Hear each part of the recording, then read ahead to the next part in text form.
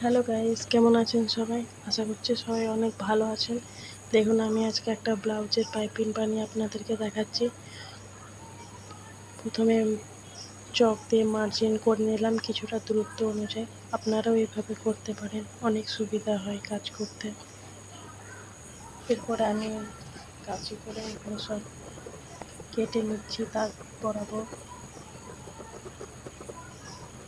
এরপর সেলাই করে নেব। এগুলোকে বলা হয় ওড়েপ পট্টি। এটা কাপড়ের ট্যারচা করে কাটতে হয়, তাহলে আপনার পাইপিং লাগাতে অনেক সুবিধা হবে।